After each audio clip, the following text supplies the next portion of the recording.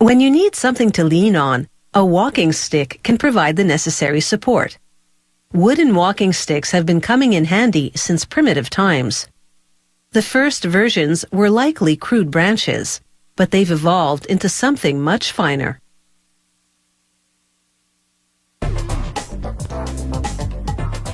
Today's wooden walking sticks are designed to support the user in style.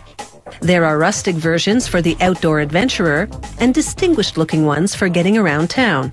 But whatever the style, a walking stick adds stability to the human journey. It all begins with these 3-year-old saplings. These ones are chestnut, a lightweight and durable wood. Once the sticks have been peeled and dried, it's into the washing machine to scrub off any dirt or mold that may have accumulated. And it's not your usual washing machine. This one is a long tank sized specifically for these sticks. A worker closes the lid tightly so no sticks will spill out as the tank rotates in a trough of soapy water. After a few minutes of tossing about, these sticks come out squeaky clean, and they're ready for the steamer. The sticks are steamed for 20 minutes, and this makes them soft enough to bend. So next, he secures the stick and activates a spring-loaded arm. It wraps one end around a form to curl it into a crook. He ties it so it holds the crook shape and retracts the bending arm. This crook will serve as the walking stick's handle. A century ago, crooks were formed entirely by hand, which took brute strength. But with the invention of this nifty machine, the job became a whole lot easier.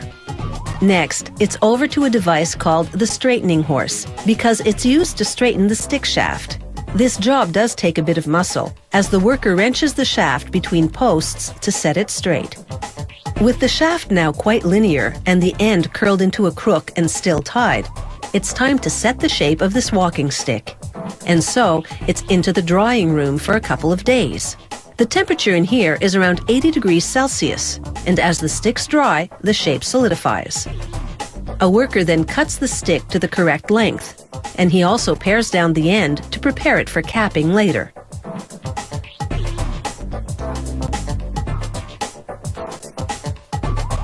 He also sands down the knots in the wood, creating a smoother surface.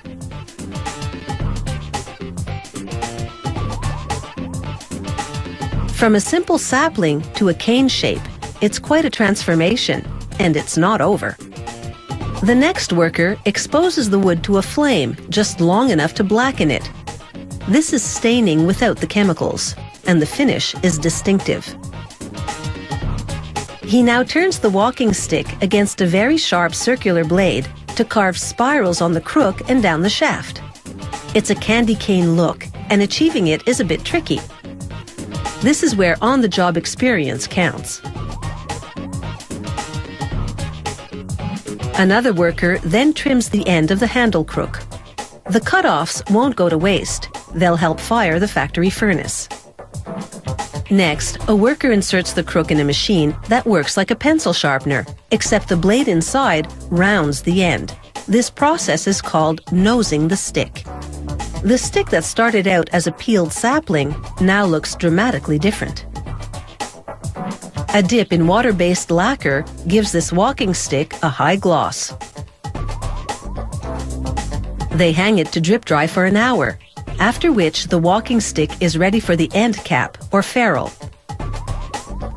Ferrules come in a variety of styles. There are blunt ones for a good grip on indoor surfaces, and there are pointed ferrules for navigating rougher outdoor terrain. After hammering the ferrule onto the stick, he drives a nail through it to secure it. These walking sticks are now complete. All that's left is to hang around until the orders come in, and those orders are usually very specific. Customers get to choose the length of stick that's appropriate for their height, as well as the style and finish they prefer. From a simple stick to a dignified-looking cane, it's been quite a journey. The path ahead may be uncertain, but with one of these walking sticks in hand, a person is well equipped to make his or her way in the world.